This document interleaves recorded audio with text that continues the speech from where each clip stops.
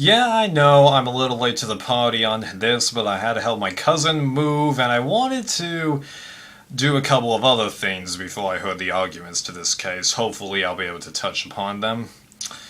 So, now that the Supreme Court has heard arguments about the case that potentially might make same sex marriage legal across the entire nation, or effectively shut down the gay rights movement by quite a few years, what's my ultimate take on it?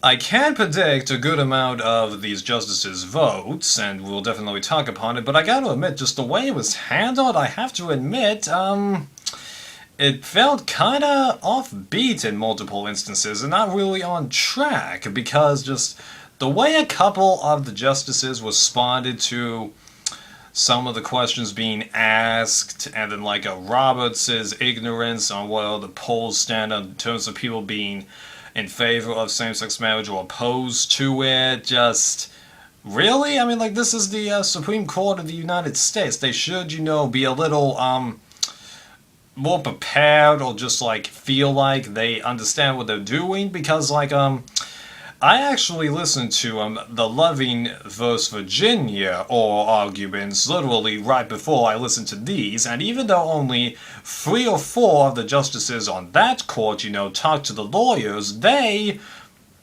carried an air that they knew what they wanted to ask, that their justices' thoughts were being broadcasted clearly to the lawyers, hearing everything correctly, doing things in just an organized way, and just compared to what's been happening here, in this particular case, that is, it just didn't feel that great. Heck, I remember hearing the Prop 8 oral arguments, and even that felt better than this, even though it was a little trickier to predict the justices' viewings. They just asked the right questions and stuff. Now, to be fair, okay, there is a lot of stuff going on, given how the lawyers respond to the justice's questions and such, and that can affect the path of the whole case. But I don't know, it just didn't feel like the way I thought it should. Maybe I'm just thinking too highly of the Supreme Court. I don't know, because minus gay rights arguments and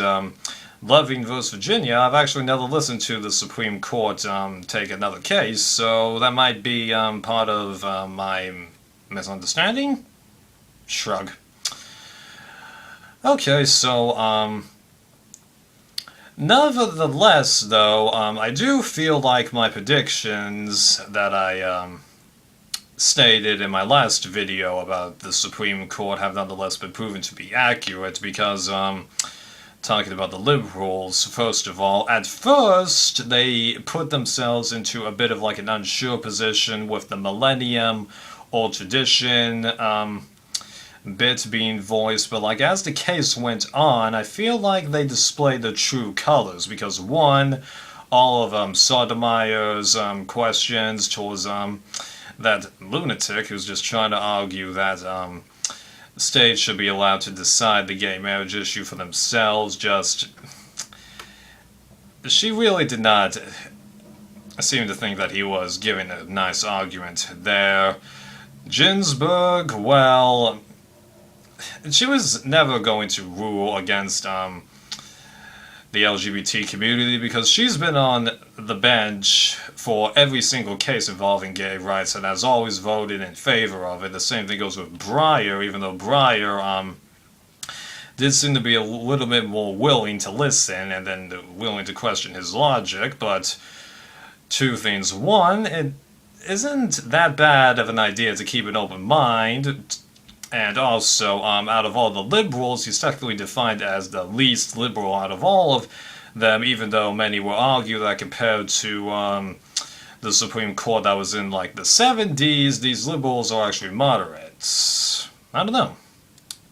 That's just looking at some random chart that I saw describing political ideology of recent justices and how these 4 liberals were ranked below ones a couple of decades ago. I don't know, I only saw one shot.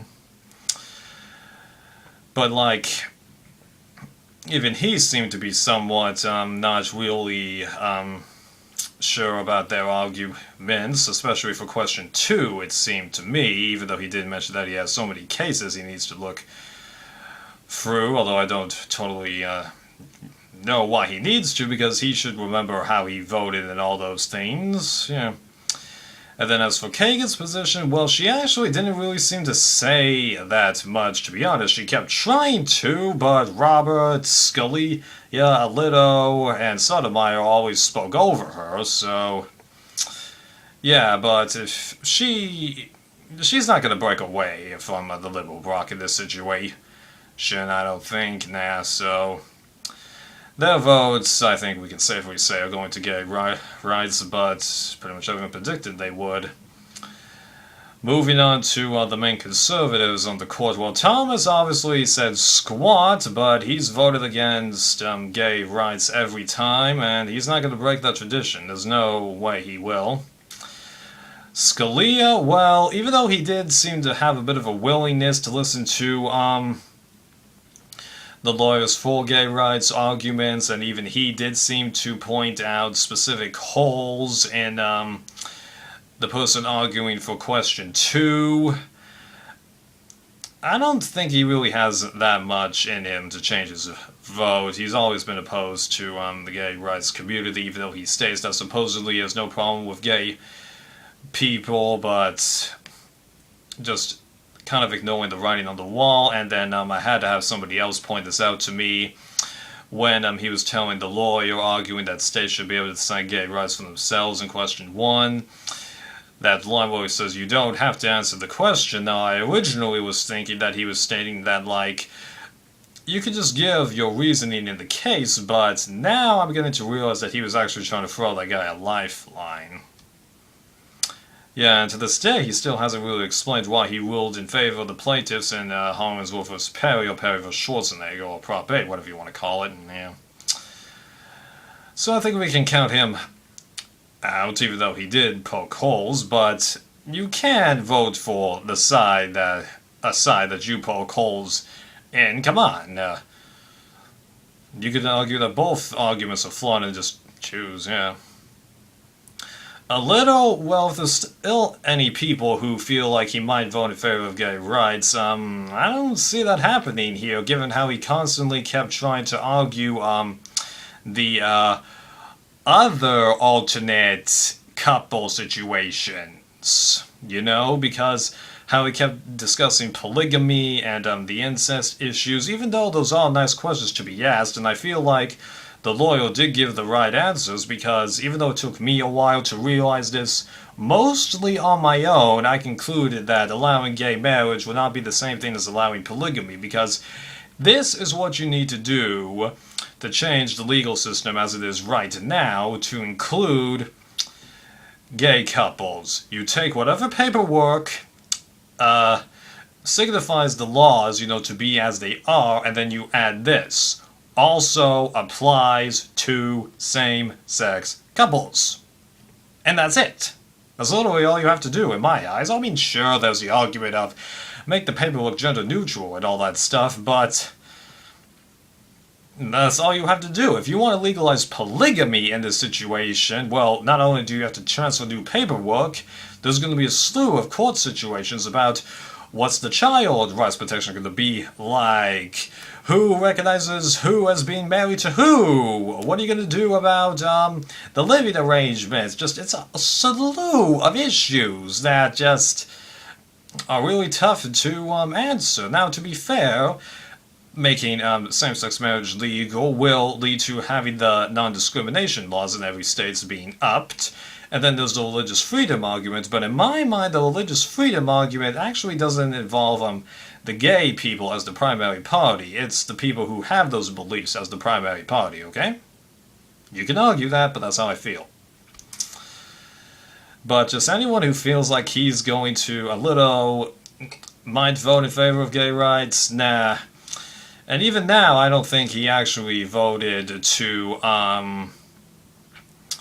allow the states to dissolve in like Florida, Kansas, Alabama, all those places. I think he was with Scalia and Thomas. They were just stating everything that he wanted to for him. Yeah, so it was actually Roberts who's been helping them in this case. Now, to be fair, I could be proven wrong on this, but I just don't really see how. Because you gotta remember, it doesn't take 5 justices to hear a case. It just takes 5 justices to get a majority opinion. You need 4 to hear a case. Right. So that takes care of the arch conservatives, like I figured. Roberts and Kennedy, man, these two are really pushing the issue here. Who to start on? I'll do Roberts first. So, my ultimate reaction was that even though he did seem to be trying to keep an open mind, he did seem to be real dang skittish in these arguments and not too sure really about anybody. So one would argue that since he's unsure, it would definitely be better for him to rule in favor of banning gay marriage in each and every state. Although it did seem like he was a lot more convinced about a question 2, because even though I'm not entirely sure why I'm thinking this, just I got the general air when he was asking questions to people on both sides of question 2 that he's kind of annoyed that they really had to even debate this issue, because as he stated multiple times, we're only getting to question 2 if the answer to question 1 is no. Heck, even Scalia seemed to share that, although obviously I think Scalia is voting against everybody again. But yeah, there is more I can say about him, but I'm gonna have to go back to the transcripts and read, listen to everything again to firmly get my mind on Roberts. So the way I see it, question 1, I don't think he's sold on the issue. Question 2, I do think he'll actually not have anything to complain about at all when, if I mean that out-of-state marriages will be recognized. And I mean, like, I've never really gotten the argument of since the federal government recognizes the gay people as being married from other states, why don't the states do it? That just never has made any sense to me. Now, people will throw in the slippery slope argument for if the federal recognizes it and then you have to recognize out of state, why do they have to go out of state? As to that is, I don't know. I'm not really that much of an expert on politics, I'll admit. I'm only really getting semi into politics because of the gay rights issue, and even this is only because I saw One Chance news broadcast back in December of 2012. Yeah. So, again, with Roberts, question 1, he's against gay rights. Question 2, I think he's in favor of. Even though, as I've gradually come to realize, I think half the reason we pitch him as a swing vote is because he voted to save the Affordable Care Act. Yeah, I've always been kind of fishy about that. I never heard the oral arguments for that, but it just didn't feel completely right on the issue, you know? It's just one of those things.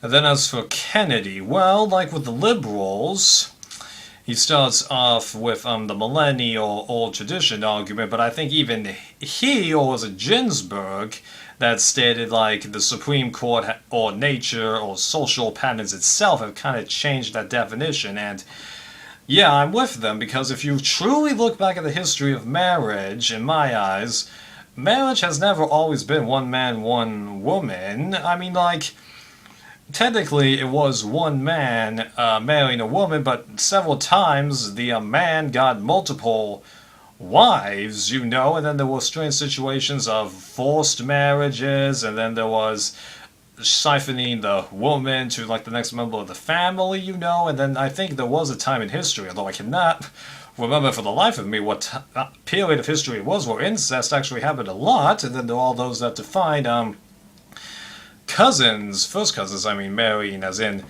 incest, and I even did a little bit of research on that, and apparently you can get married to your cousin in about 1 out of 4 states here, and that I think ironically were the only country on the entire western side of the earth, or heck, developed country that doesn't allow it, even though it's only a small percentage of all the Weddings, that's interesting, isn't it? But tying back to Kennedy, I'm sorry that I keep going off track, I just think it's relevant. But as it got on, he himself seemed to find more holes in the person arguing against gay rights arguments, although I think a news article that I read, which I'll link below if I find it again, did seem to indicate that he asked the same amount of questions to each party. But like with Roberts in regards to question 2, he seemed to be kind of annoyed with the whole necessity of discussing it. Now, to be fair, he did seem to be negative towards the guy arguing in favor of recognizing gay marriages performed in other states, but like I didn't totally like that guy's presenting. It just seemed like he was shouting into the microphone. Now, to be fair, I think I have a loud, deep voice, but I don't know, just the way that guy was handling it, it just didn't give me that much faith. It's just thanks to these justices' histories in regards to gay marriage that I don't think it's really been an issue here. I wonder how Ted Olson would have done in this position. Yeah, it's a bit of a bummer he doesn't get to kind of finish what arguably he started, but then again, you can argue the other person, the woman, arguing in favor of gay rights started this because she did the Massachusetts case. So in regards to question 2, Kennedy is definitely on board with that one. Question 1, he does seem to be somewhat unsure, but given his history, he knows that everyone expects him to rule in favor of the gay rights movement in this issue. Yeah. So ultimate reaction, question 2, there's no need to question the outcome on this. There's enough people that are definitely in favor of that. So, DOMA, section 2, see ya. As for whether or not all these bans are going to be going away, well, that still hangs in the balance because we've got 4 confirmed votes for, 3 against, but Roberts isn't too hard to see voting for the bans to stay alive at this point, although I do think that if he dissents, he'll dissent differently because unlike Scalia and Alito, they seem to be more like attacking arguments, where Roberts just seemed to be laid back going, well, have you thought about this? Just that kind of thing. But like I said in my first video about this, I don't think he's opposed to the issue, just can't find the right reason to strike it down. But there is a question of how he might possibly, I saw this in another article, which I'll also link down below, where he kind of is like in a little bit of a battle with Kennedy, and 2, he's not focusing so much on what reaction will be to his decisions. He's kind of thinking what people's reaction is to the court, even though there actually are far more unanimous or 8-1 decisions than 5-4. And that's kind of argued why he switched his vote in order to, 1, change the legacy of the court, but also to kind of go in a bit of a power struggle with Kennedy. Now, I do think that that's a lot of just conspiracy theories, not really worth discussing, but it's going to be kind of interesting in this particular situation because everybody prior to this case quite easily limited the predictions for the votings down to just these 2. And yeah. I don't know, people. So I think I've kind of summarized it up here. Question 2, definitely in favor of gay rights. Question 1, more likely to be in favor of gay rights, but it's definitely a lot less clear, and there is a possibility that it might not work the exact way that I want it to. And if it doesn't work the way I want it to, it's going to create chaos, at least for a while. Now, I'm lucky that in my state, I know that even if the Supreme Court rules against gay marriage, my state is in favor of having it legalized. Heck, we actually could have avoided the whole process several times had that one last person actually been willing to sign those 2 or 3 different bills, because seriously, we were that close. All it would have taken was one final signature and it didn't happen. Kind of annoying.